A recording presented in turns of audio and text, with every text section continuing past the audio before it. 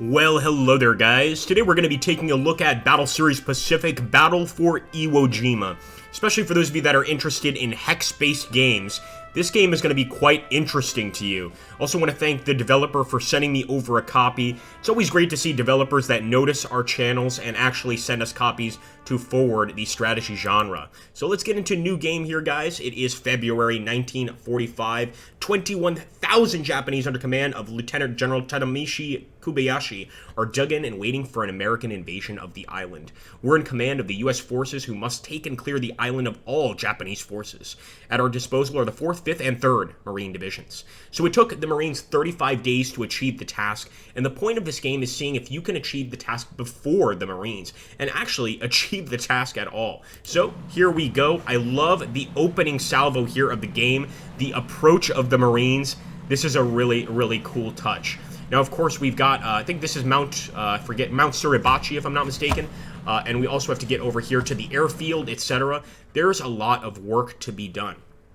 Where are the Japanese? So, of course, the Japanese allowed the Americans to get on the beach there before they started opening fire on them. Really allowed them to ambush these American units. So, first things first, we want to actually get into the beach, but we are taking those hits right away. And you can already see the power of our units is weakening.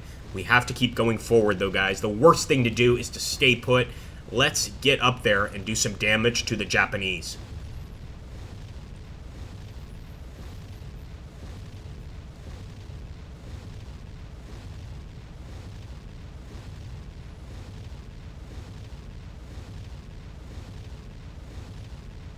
Wow, tremendous damage. They absolutely wanted to hurt us. And now we can support our units, artillery, airstrikes, etc. But we only want to do that once the enemy is within firing range. We don't just automatically want to send support to those units. We need to spot the enemy first. So first things first is actually getting these units forward and essentially taking the fight to the Japanese. Alright guys, so we pretty much provided support to some of these units during the support phase. That's going to be different each time, but now what we're going to do is the Marine movement phase. Essentially start getting our guys up on the beach and heading towards airfield number 1. Now as you can see, we've already spotted some Japanese units and we've started taking fire. And one thing this game really reminds me of, actually, I don't know if you guys get this too, is the John Tiller campaign series. There are a ton of similarities here. But right now, before we actually can start returning fire, we've got to actually get up on the enemy and make an attack happen. So we don't get to just go ahead and move forward and attack. We've got to actually get prepared for this attack. Let's also get the 5th Marine Division. I don't want to get too far up because, as you can see, the Japanese will have some defenses almost certainly. Do the same with these guys. We just want to completely surround them so that next turn we'll be firing on all cylinders. Look at that. They've finally shown themselves. It's going to be our time, I should say, to make a difference here. And I don't think we can fire at this distance. We've got to get just a little bit closer before we can actually engage in any sort of attack. But overwhelming the enemy with units is probably a good idea. I don't want to go around there. Let's just get right up there.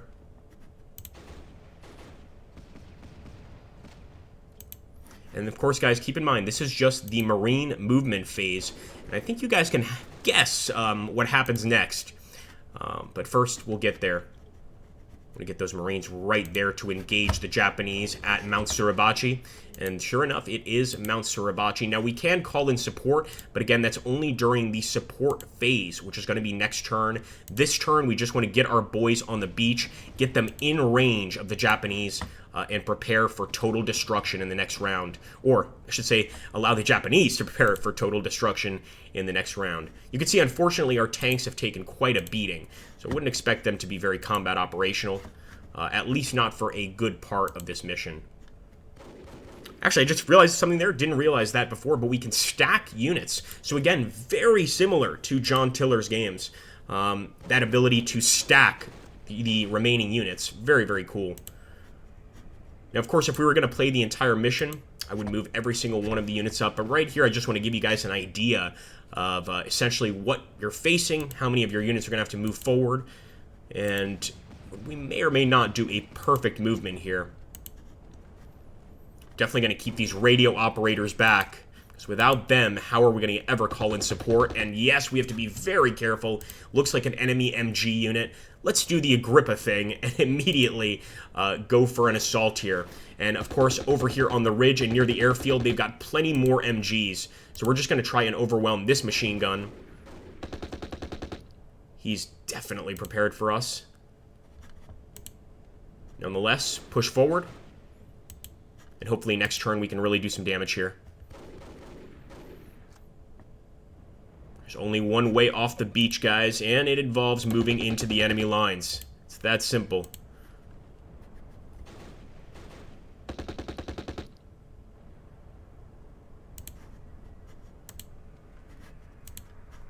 And with the 4th Marine Division, we'll also get up there. In fact, I'm going to grab this Marine Division.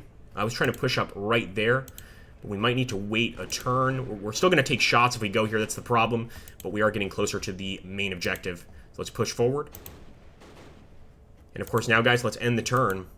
And this is going to be the Japanese artillery phase. So because the Japanese are so well dug in this particular battle, each turn they get an artillery phase just to destroy the units we have on the beach. Let's hope they don't do too much damage.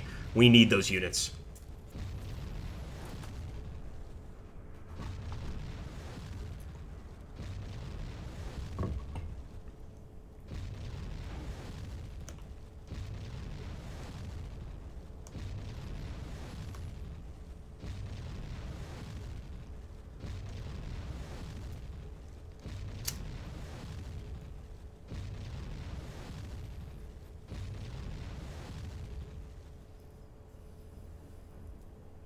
Alright, guys, it's going to be the Japanese combat phase now. This is their chance to try and stop this push. There's nothing we can do until they've ended these phases. And I think it really adds to a level of realism during this battle. Just the Marines being completely unprepared to face this sort of dug-in defense. They thought they had certainly, you know, completely destroyed all of the Japanese defenses. Sorry, the dog. Bullet really wanted us to attack here, so we're going to be attacking adjacent Japanese units, and keep in mind, they have to be adjacent. This is why I was moving all those units forward to really take the fight to the Japanese. Now, you can see the uphill attack here is going to give us a -1 against that infantry unit. Nonetheless, we are going to carry out that attack and see if we can't dislodge the enemy. And once again, -1 for incline, +1 for the amount of units we have here. Different, of course, modifiers are going to result in different outcomes. And you can see there that the chits on the right side of the Japanese soldier dropped, letting us know that we did hit him.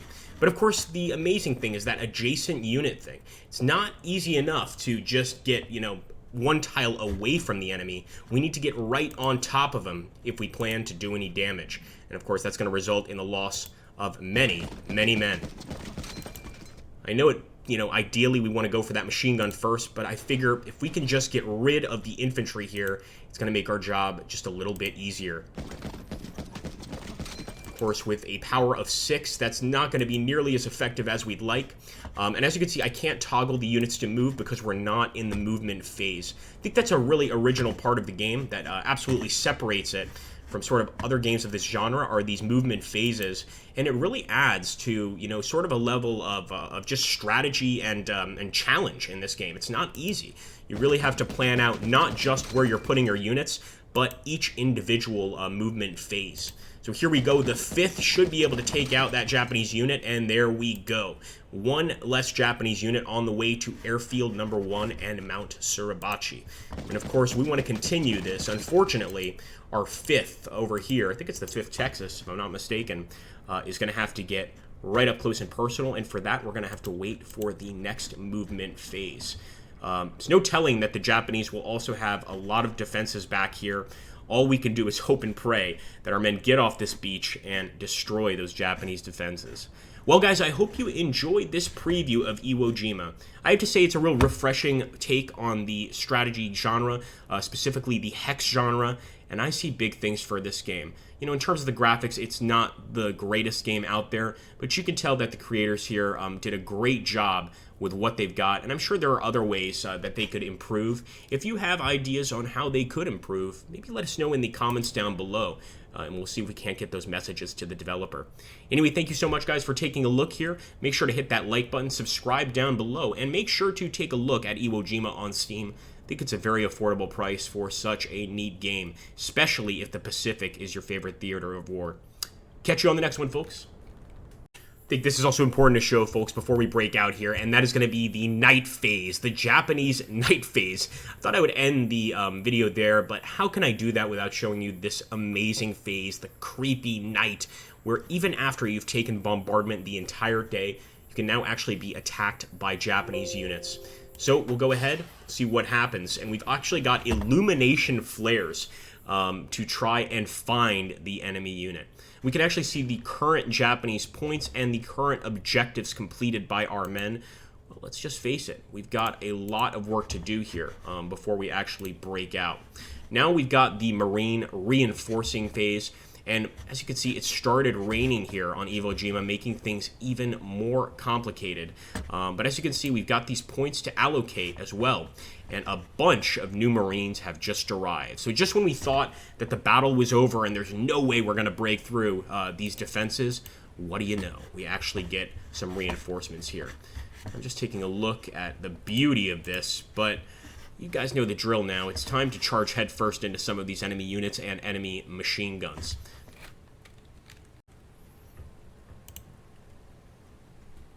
So as for the Marine support phase, if you guys look over here, additionally, you'll have, additional Marine replacements. You'll have some additional armor replacements. We really need some of these. But right now, what we can do is just call in support points. And I think we should be adding that to our frontline units, the guys that are actually going to see combat here, really strengthen these units so that they do the most damage against the enemy. Of course, it's ultimately up to you what you do with these units, what your strategy is going to be.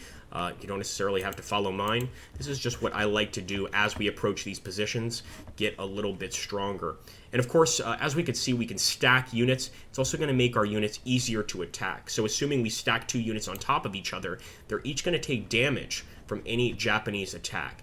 We want to think very carefully about stacking units. What I'm starting to do is stack units 2 tiles away and then move in the stronger unit of the stack to really get the most effective attack on the Japanese. Well, folks, if you enjoy this game, make sure to hit that like button, drop a comment down below, and subscribe, and we'll see if we can't go ahead and do a full playthrough here of Iwo Jima. How many days do you think it's going to take me, and specifically, how many days would it take you?